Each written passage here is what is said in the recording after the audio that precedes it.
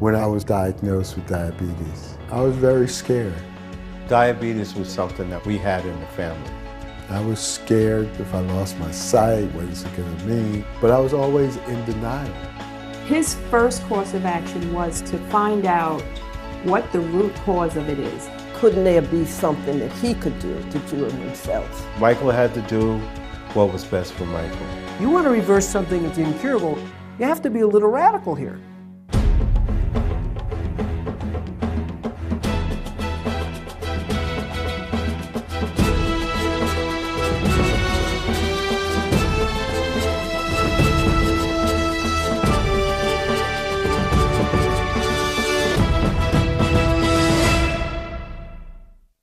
Welcome to The Incurables. I'm Don Wildman. Michael Collins readily admits that he's responsible for his health issues. Heredity probably played a factor, but a lifetime of poor eating habits and a stubborn refusal to change his ways are the primary reasons Michael found himself with advanced diabetes. Even after doctors warned him of all the dangers the disease can present, including, eventually, death, Michael continued with his poor nutrition choices. It seemed he was determined to self-destruct. That is, until an optometrist confirmed his diabetes was affecting Michael's vision and would soon cause him to go blind. This startling revelation set Michael on a course of self-reflection that would take him face to face with the hard truth about his destructive relationship with food. My emotions and food goes way, way, way back. In that period when I was re-diagnosed with diabetes, I kind of shut myself away from people. If I didn't want to deal with something, I could just always eat and just shovel food down. You know, it was part of my pattern because I would eat. In eating the heavy foods, I would go into sleeping, and sleeping meant I didn't have to deal with the world. My mother was dying of cancer. There was so much going on inside of me emotionally. And for me, food, which had always been a comfort for me, really became a comfort. I'd go to visit my mom's, I'd go to the hospital cafeteria, I'd have turkey burgers, I'd have this, I'd have that. Then I found they had the juice machine. And you know, that was just drinking pure sugar. Between the stress of my mother being sick, stress of work, and just eating the wrong foods, that was, you know, the worst of worst times. Michael grew up in the 1950s and 60s on the west side of Long Island. He enjoyed school and by all accounts was a good student. He was equally enthusiastic about sports. He was active in everything. In junior high school and high school, he played football, he played basketball, he played lacrosse. Growing up in Long Island, you gotta remember something, there's a subculture here. You know, in Long Island and in Maryland, you know, young kids play lacrosse. So yeah, he was always active, always into sports. He was a great lacrosse player, really was. Michael was intellectual, he was athletic, and kind of quiet and shy, but he'd smile and go out of his way to just let me know that he knew I was looking at him and smiling. He'd smile back. He was the apple of everybody's eye. He was always happy-go-lucky. He just brought joy to the family. One of Michael's greatest pleasures was food. Stories about me eating were legendary. Michael was the ultimate omnivore. He always ate. He ate everything but the "thank you, come again" on the menu. Michael had always had this obsession for sweets. He said, "I'll make you a cake like Grandma used to make." But the thing is, he would eat half of the cake before I could get to it. But back in those days, I was very athletic, so it didn't really catch up on me, didn't really show on me because of my lifestyle then. Diabetes was always something that we had in the family. And my mother would always tell me, you gotta be careful, you gotta be careful. Yet, as a child, I had no idea what the sugar was doing to me. I had no idea what it could do to me. While in college, Michael developed an appreciation for poetry and studied yoga. He explored spiritual and metaphysical teachings, but eventually he left them behind to pursue what most would consider a normal career path. I wanted to go into the corporate world because I wanted to make my parents, quote unquote, proud of me. You know, when I look back on it now, I felt like that was the beginning of me selling my soul. It was a shift. It was more of a sedentary lifestyle. You know, with my worst weight, I had gone up to 285 pounds. We were concerned when his weight started getting up, 230, 240. You know, he's never been that heavy. We knew something had to change because he was definitely going in the wrong direction. Michael continued to eat like he did when he was active, but now the pounds weren't coming off. The extra weight he carried started to cause health problems, so he went to see the doctor. In 1991, I was first diagnosed with diabetes. And, I didn't take it seriously at all. I always thought that I could reverse it with diet, but I wasn't consistent. He would binge. He would go no meat for 6-8 months. Then he would eat hamburgers galore. What I thought was a good diet there was still so much crap in it. It was quite sobering. I didn't really detect a note that he was totally despaired. Michael is not prone to wear his heart on his sleeve, but I knew it was very serious. I just didn't know what to say or how to really handle it. To see that now he has this sugar, which ran in our family, sometimes it skips a generation and everything. It really hurt me to my heart that it had to fall on him. Mike has always been in and out of his diet, and this was about the call to either be in or out. And in 1998, I was re-diagnosed with diabetes, and I was still in denial. It was probably the lowest I had ever seen him, and it scared me because I could tell he was scared. He didn't seem to be in control like he usually was. I had very good intentions, but I had very bad information. And as they say, the road to hell is paved with good intentions. The food that had always provided comfort for Michael Collins had now become a crutch. And while it may have supported him somewhat emotionally, physically, his eating habits had begun to have serious consequences.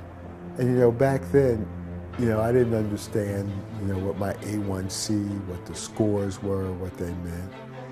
I didn't want to prick myself and take my blood sugars. Part of me was foolish. Part of me just didn't know the severity of it.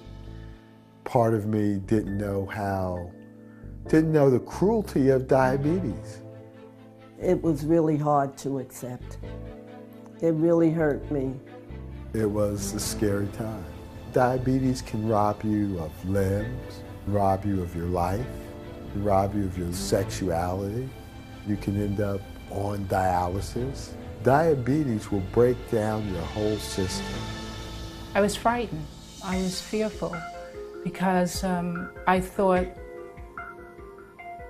that he would journey out if he did not truly anchor himself and shift his diet.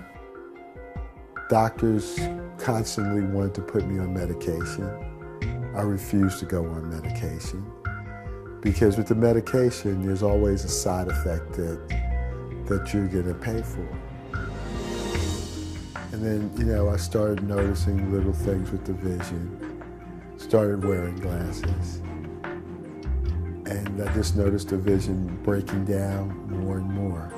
He did explain to me that he was having vision issues. And with my limited knowledge of diabetes, I know that is often an effect that people have. So I was concerned about that. In November, after I got diagnosed, I started shooting insulin. I started taking high blood pressure medication because the pressure in the eyes. I was losing my sight. At one point, the doctor said I couldn't drive. He called me when he had this appointment with the eye doctor, and he asked me to come by and pick him up because they told him not to drive. He hadn't told me about his eyes at first. And when I went there, and heard that doctor explaining to him that you could go blind and the things he was saying, I was totally upset. I was very scared. I was scared if I lost my sight, what is it going to mean? I've always been independent, and I started to take it seriously. His ophthalmologist diagnosed Michael with advanced retinopathy caused by his diabetes. The disease, over time, affects the circulatory system of the retina by weakening the arteries. They in turn will hemorrhage, and these leaking vessels often lead to swelling and decreased vision. Other symptoms include blurriness, floating spots, and sudden blindness. If detected early, retinopathy can be treated, but usually its symptoms don't show up until well after the most serious damage is done. Michael's retinopathy diagnosis fell into this category. He wanted me to come back within the next week. He wanted to start the process of lasering my eyes. So I went for a second opinion, and he put the fear of God into me that I'm going to have my eyes lasered, I'll be disabled, and eventually to blindness. Michael decided to allow doctors to perform the pan-retinal photocoagulation procedure on his right eye. This laser surgery is intended to stop the progression of the condition by sealing leaking blood vessels. It was just painful. It was very invasive. And I didn't feel good about it. And I would not recommend it for anybody. The doctor wanted him to have surgery again on the other one, and here he's not really sure of the first eye. Michael was always doubtful with doctors. That couldn't there be something that he could do to cure himself?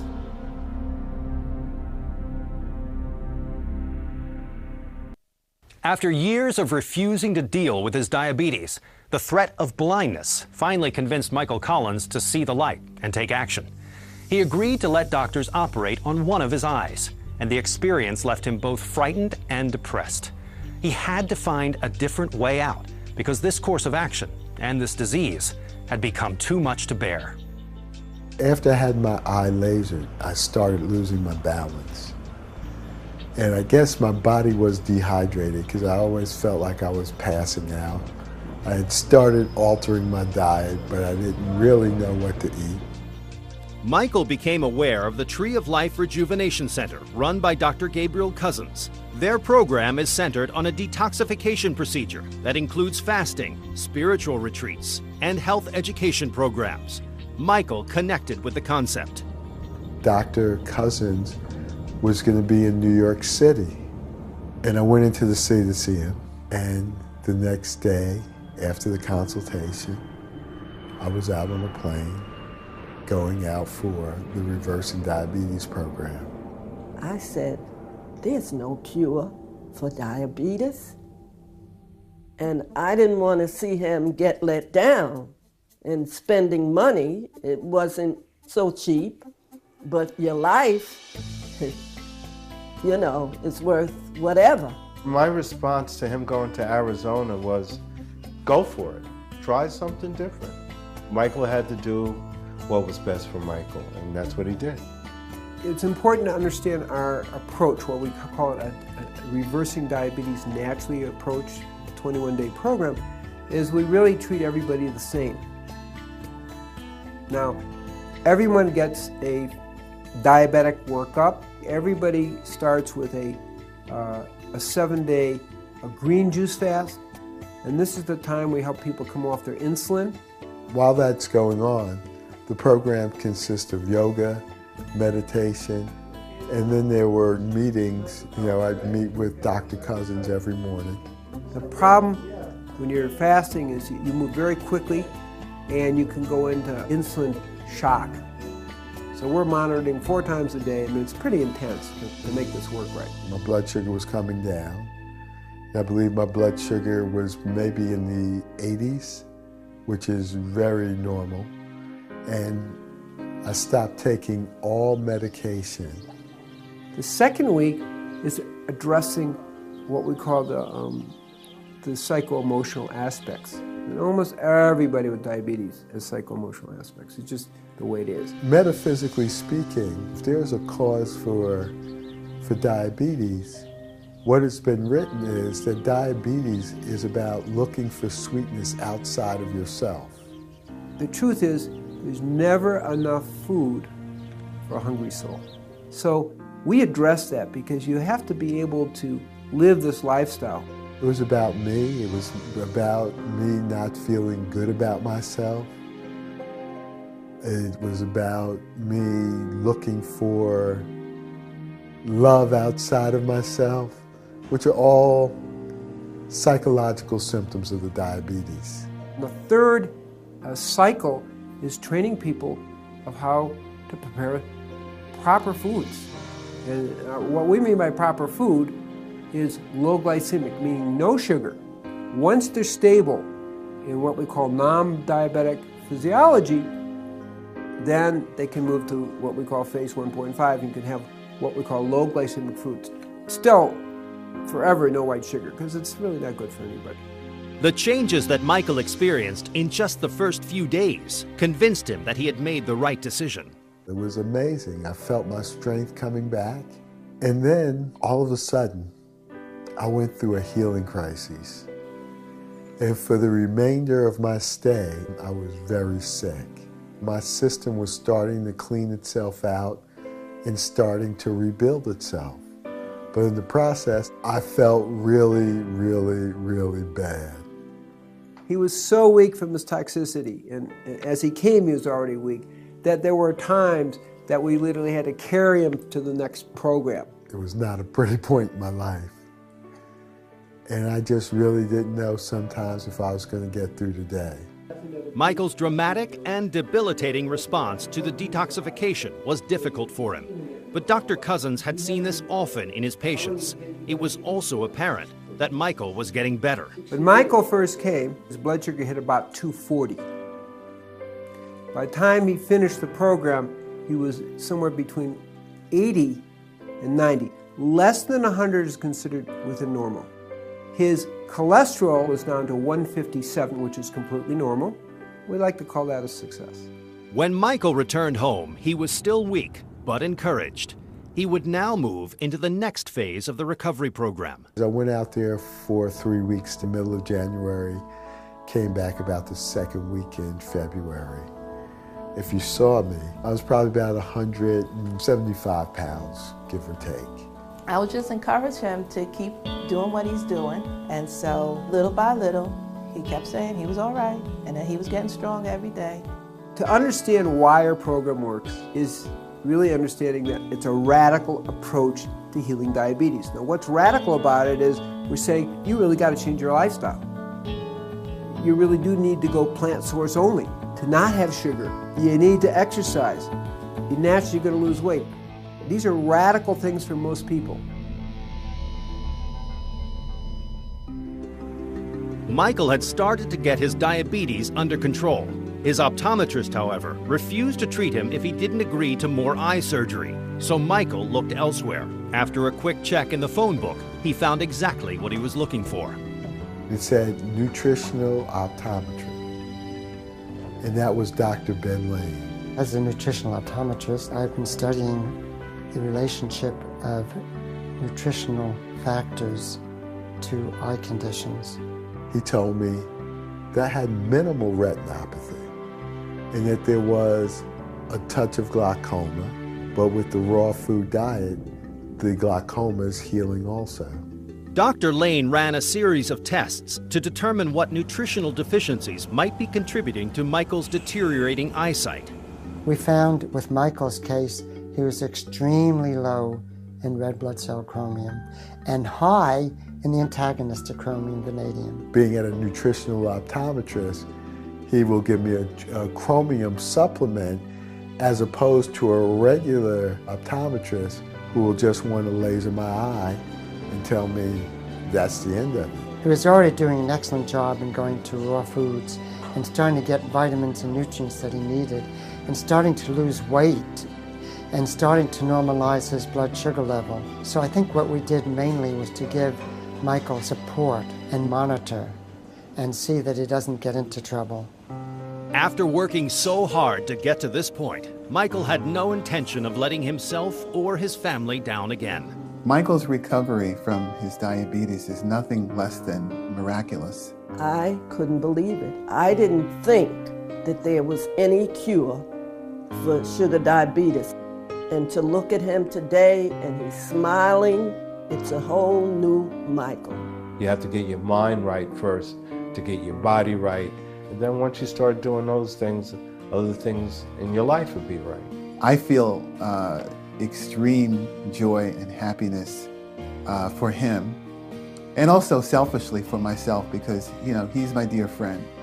And I know that it's important to him to have the same quality of life that he's always experienced. What I want to do is show people that have quote unquote incurable diseases that nothing is incurable. Michael Collins' lifelong battle with food and his refusal to acknowledge the severity of his diabetes could have cost him a lot more than his eyesight. Fortunately, he decided to take responsibility for his health, and with a naturopathic approach, he was able to regain control of his health and save his life.